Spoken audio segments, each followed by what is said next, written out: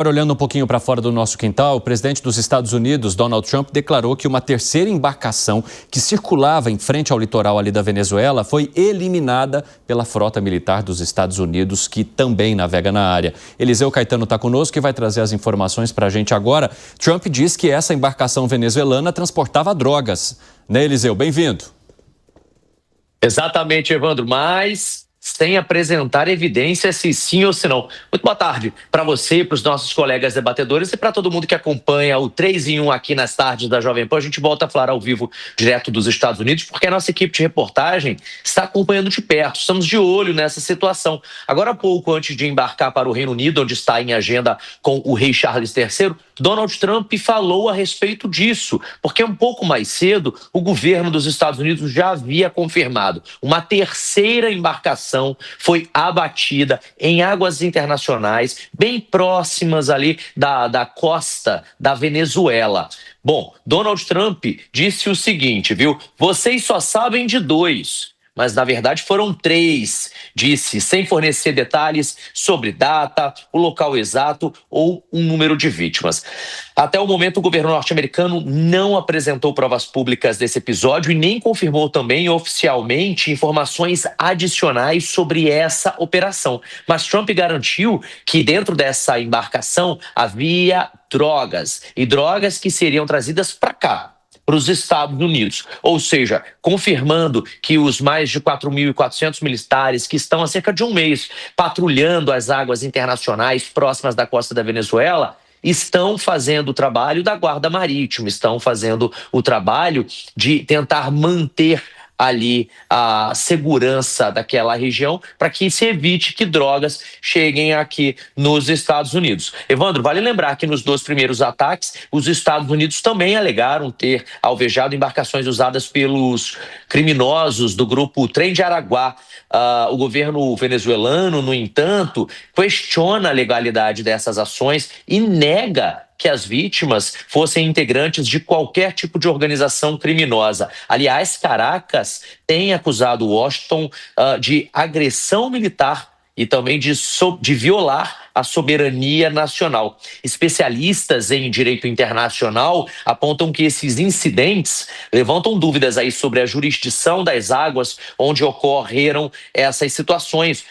E também sobre o uso de força sem autorização do Conselho de Segurança da ONU. Entidades de direitos humanos também estão cobrando neste momento mais transparência sobre as circunstâncias dessas mortes e sobre a identificação dessas vítimas, das pessoas que supostamente estariam nessas 3 embarcações que foram alvejadas em águas internacionais próximos ali da costa da Venezuela. A gente vai seguir daqui, Evandro, acompanhando essas e outras notícias importantes, não apenas aí do Brasil, mas do restante do mundo. E eu volto ao longo da programação da Jovem Pan para a gente atualizar aí o nosso ouvinte, telespectador, internauta. Boa quarta-feira para vocês. Valeu, para você também, Eliseu Caetano. Um grande abraço. Ô, Alan Gani, você acha que isso traria, digamos, uma escalada para essa tensão entre Estados Unidos e Venezuela? O ataque e a destruição de navios, embarcações que, segundo Donald Trump, transportariam drogas, por enquanto sem provas que comprovem ou que tragam de fato isso para a realidade. Evandro, eu vejo que é um cálculo político, ou geopolítico, melhor dizendo, de Donald Trump, numa escalada, mas não que vá ocorrer, eu acho isso muito, muito improvável, uma invasão norte-americana por terra na Venezuela. Os Estados Unidos não teriam condições hoje de fazer isso. É lógico que tem condições militar, mas os Estados Unidos já atuam numa outra frente com a Ucrânia. Existe uma grande pressão da própria população norte-americana. Foi promessa de campanha do Trump não se envolver mais em guerra. Então, por conta disso, eu não vejo essa possibilidade. Mas eu vejo uma possibilidade mais ou menos como foi feita no Irã. Ou seja, algum tipo de ataque pontual em território venezuelano e ali, de certa maneira, combinando com os militares, forçando alguma dissidência interna no regime com os militares para a queda de Nicolás Maduro. Então, eu vejo que o Trump está preparando o terreno, né?